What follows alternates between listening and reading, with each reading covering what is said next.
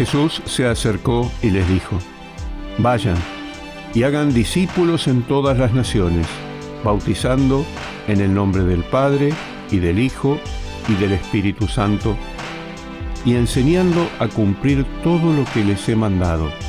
Les aseguro que estaré con ustedes siempre, hasta el fin del mundo.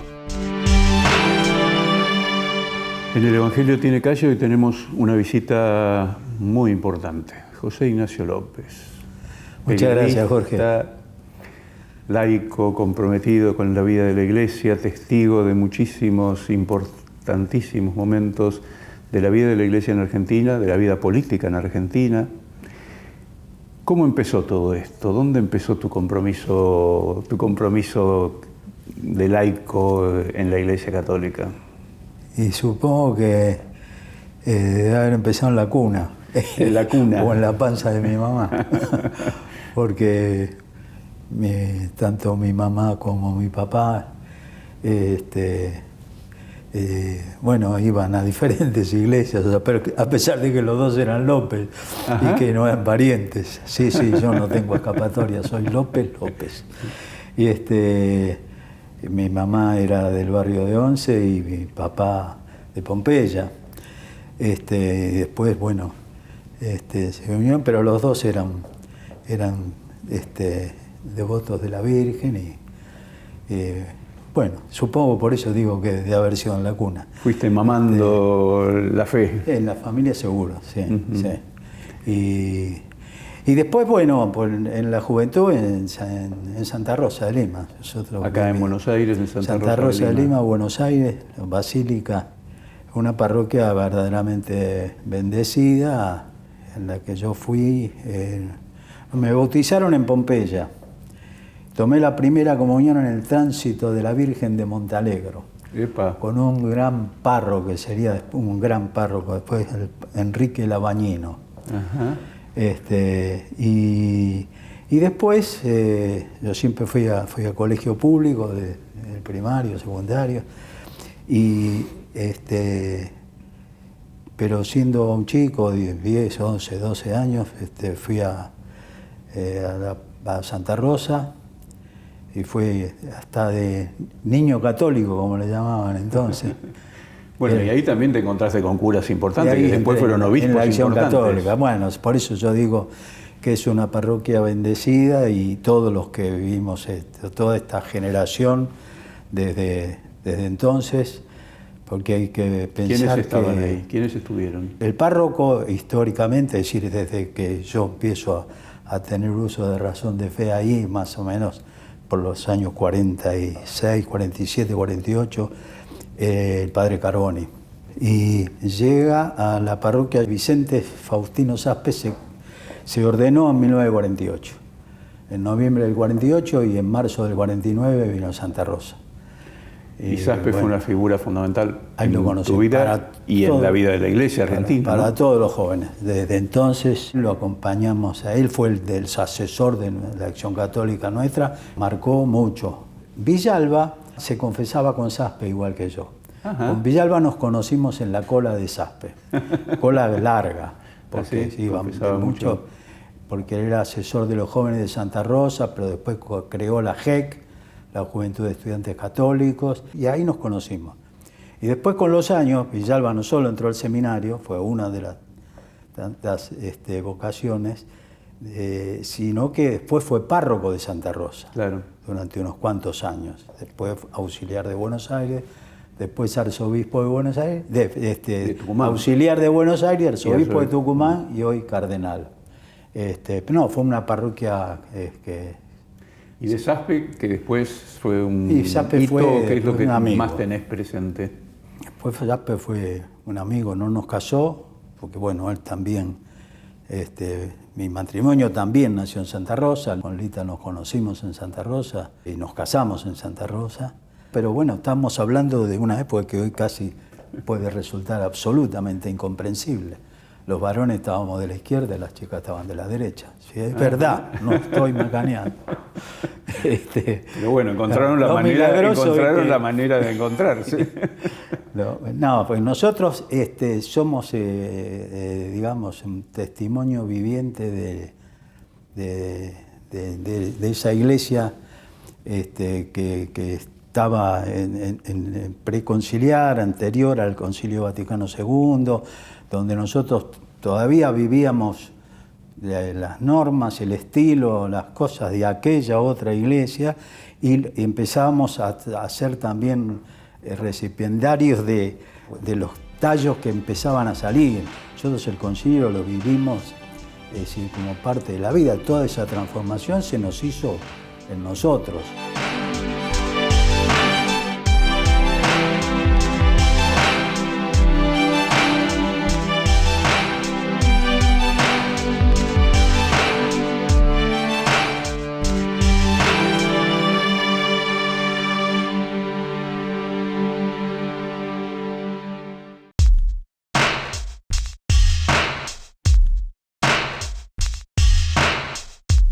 ¿Cómo se combina todo eso con el periodismo?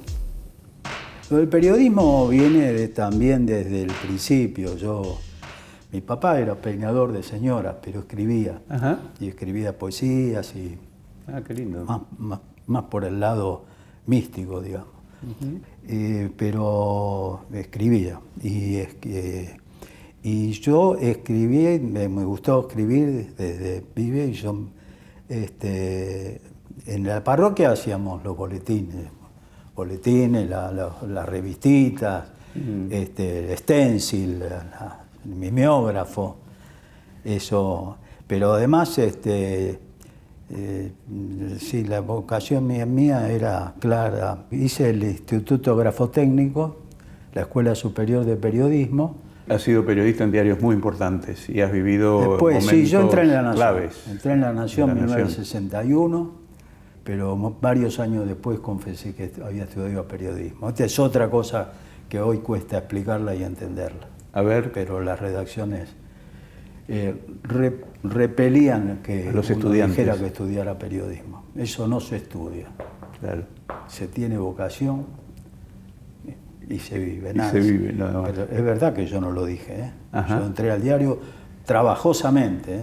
Porque buscaba por un lado, por el otro. Yo entré en el 61 en febrero y recién unos meses después pasé a la redacción y ahí de todo hasta el 75, después en el 75 me fui a La Opinión, después bueno, ya... Bueno, ahí se vivió toda esa época muy dura, tan difícil del proceso de la dictadura militar.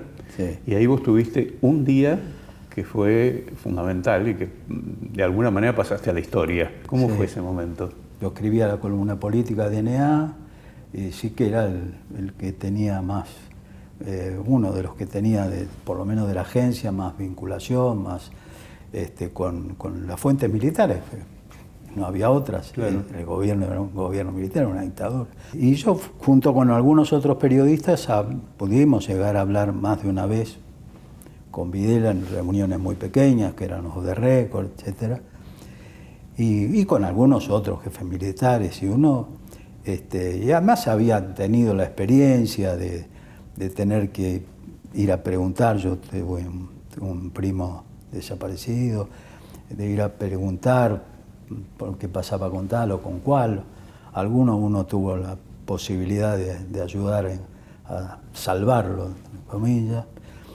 Pero quiere decir que era un tema que se tocaba en el sentido de decir, aunque uno no tuviera muy claro estrictamente cómo era que se hacían las cosas, pero de todas maneras se planteaba por qué no se hacían de otra manera, por qué no se hacían con la ley en la mano. Claro.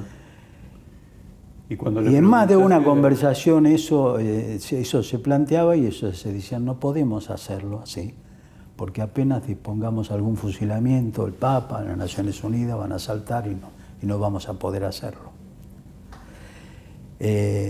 Y por eso yo, cuando se produce esa conferencia de prensa, en el 79, un par de meses después, creo más o menos de una intervención de Juan Pablo II en la plaza de San Pedro, en la que había hecho una clarísima referencia a la Argentina y a los desaparecidos, y como Videla siempre hacía casi ostentación de su condición de católico,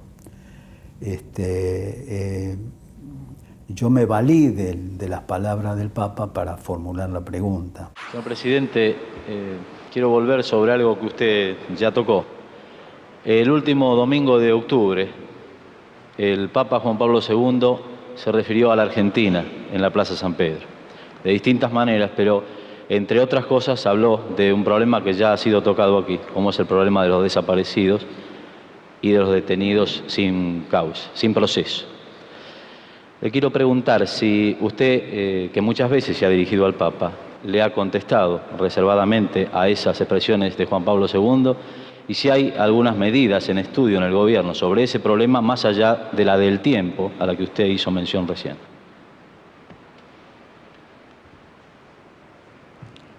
Por de pronto el Papa, cuando habla en esa circunstancia, habla al mundo, no le habló a la Argentina.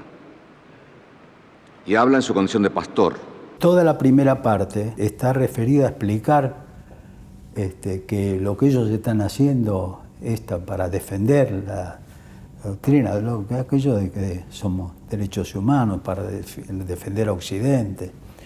Y a explicar el sentido de cuando el Papa habla para el mundo, habla para todos, bueno. Pero Videla sabía, y cuando terminó toda esa perorata, él vuelve y él me da pie, pues yo había hecho ya la pregunta, y él me da pie, y entonces me mira y dice, pero no sé si está, porque yo sé por qué usted lo pregunta. Y entonces ahí yo vuelvo a decirle, sí, yo le preguntaba por los desaparecidos y por los detenidos sin proceso. Y ahí es donde viene. Frente al desaparecido, en tanto esté como tal, es una incógnita el desaparecido. Si el hombre apareciera, bueno, tendrá un tratamiento X. Y si la desaparición se convirtiera en certeza de su fallecimiento, tiene un tratamiento Z. Pero mientras sea desaparecido, no puede tener ningún tratamiento especial. Es una incógnita, es un desaparecido. No tiene entidad, no está. Ni muerto ni vivo, está desaparecido. Pero yo lo hice, la verdad, y ya alguna vez me lo preguntaron así, para quedarme tranquilo con mi conciencia. Yo la verdad que me hubiera quedado muy mal si no me preguntaba. Vamos a saltearnos cosas porque tu vida es muy... Sí, hay que saltearse porque Después también... de ahí vas a ser vocero del presidente de la Nación. ¿Cómo es esa experiencia? Y esa es la experiencia de la que estoy orgulloso y que fue la mayor sorpresa de mi vida, porque no tenía con el doctor Alfonsín ninguna relación particular. ¿Ah, no?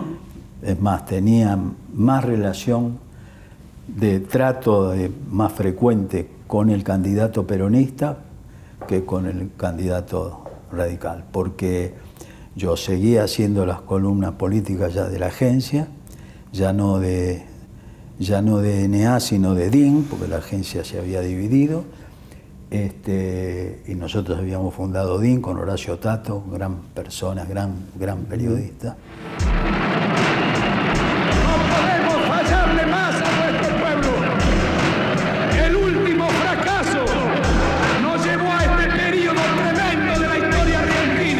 A volver a ponerla entre los primeros países del mundo por la riqueza de nuestro pueblo.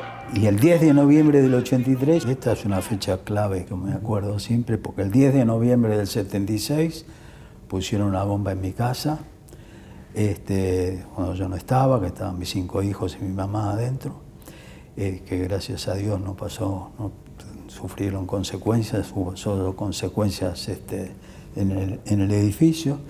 Y el 10 de noviembre del 83 yo lo voy a ver a Alfonsín a la quinta de Boulogne, donde él estaba, y ahí empezó mi historia. Yo salí de la quinta para anunciar que Gibaja era el secretario de Información Pública, David Rato el consejero de Medios de Comunicación y yo el vocero presidencial.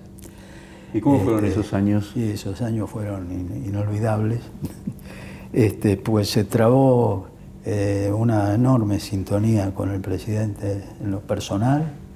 El presidente me dio su confianza, no hay otra manera de poder desempeñar con alguna posibilidad un cargo de esa naturaleza, es decir, ser el mediador, el intérprete, el vínculo, el puente entre el presidente y la prensa, a la que se le reconoce un papel en el funcionamiento de la democracia, y por lo tanto se le presta ese respeto y hay que mantener esa tensión imprescindible que tiene que haber entre el poder y el periodismo. Antes de entregar el gobierno, él me había invitado a que siguiera trabajando con él. Él bromeaba siempre, digamos, durante la campaña de Angelos. Él decía, yo creo que nunca lo creyó, pero él decía, no, nosotros gana Angelos y con José Ignacio nos vamos al Uruguay. Yo me voy a la embajada de Montevideo y José Ignacio viene conmigo.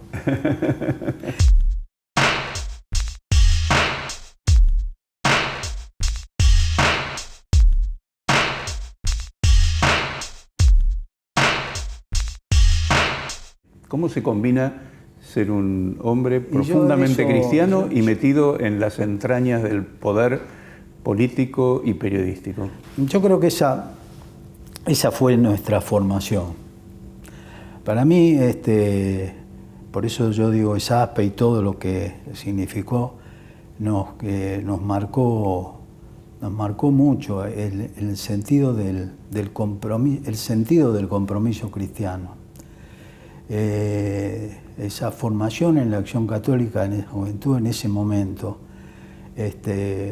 nos marcó mucho, y yo siempre he tratado de vivir la fe en lo que hacía. A los pocos años de yo estar en el diario, se creó una columna que se llamaba Asuntos en Debate,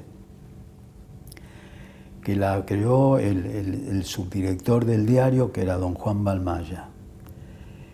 Y era una columna que salía, creo que los martes, me parece, que tenía una primera parte que era de educación y una segunda parte que pretendía ser de iglesia.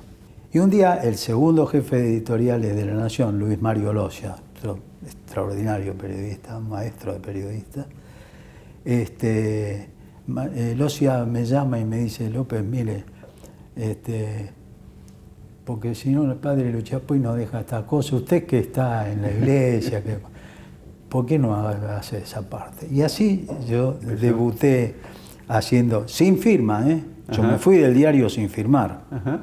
No se firmaba, es otra de las cosas, por eso están ante un hombre de otra época.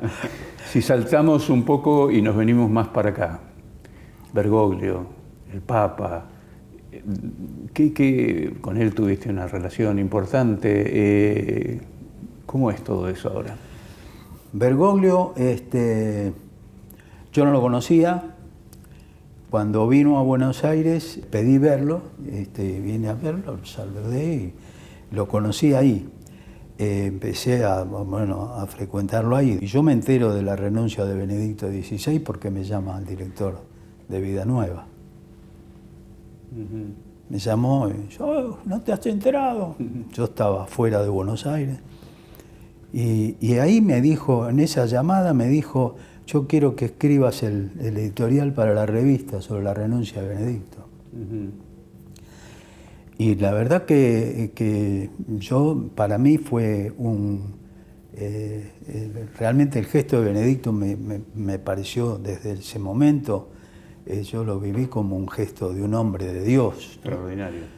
De un hombre de Dios que por eso además es una cosa que sorprendió al mundo, a la iglesia, a todo el mundo. Fue el fruto de una meditación de un hombre que decía yo así no puedo. Y que quien iba a elegirlo, yo se lo dije, el cardenal me llamó, suponiendo que se iba mañana, y me llamó y me dijo, porque en ese periodo habíamos hablado más frecuentemente por la revista, uh-huh. Él me llamaba para decirme esto, no me gustó el color rojo que pusieron en la tapa, qué sé yo. Y me dice, bueno, mañana me voy. Y yo le dije, mire, Yo creo que Benedicto ha puesto las cosas en una sintonía de un cambio tal que si el cónclave es fiel a esa sintonía, a usted el Papa que elijan no lo va a dejar volver, lo va a querer tener cerca. Ajá. No, me dijo, yo ya estoy, ya. Por eso la primera vez que lo fui a ver después, en diciembre del 2013, después de la misa en Santa Marta, cuando nos acercamos, me ve llegar y dice, así que me iba a quedar acá. Ahora estás presidiendo Casa Común, una institución que, contanos un poquito Sí. en qué consiste, que pronto vamos a vivir ya unos cuantos años. El séptimo aniversario del pontificado, y Casa ya Común son está 7 organizando... años.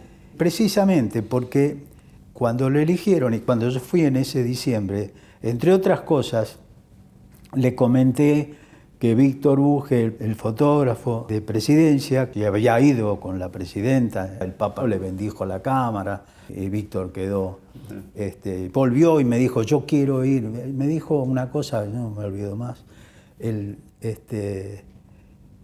yo quiero ir a Roma a sacarle fotos para traer el Papa acá, porque hay mucha gente que nunca va a poder ir a Roma, y yo quiero traerles al Papa acá. Yo se lo dije en esos términos a él y le dijo, Víctor quiere venir a hacer fotografías.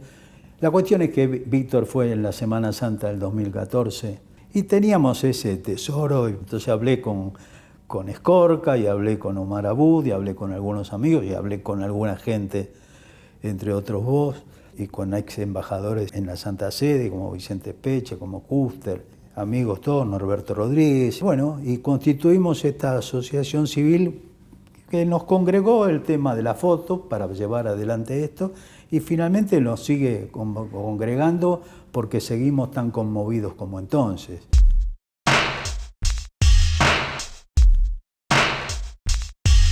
Es Bergoglio en la historia argentina, Para para mí, terminar. creo que la historia de Bergoglio en la historia de la Iglesia.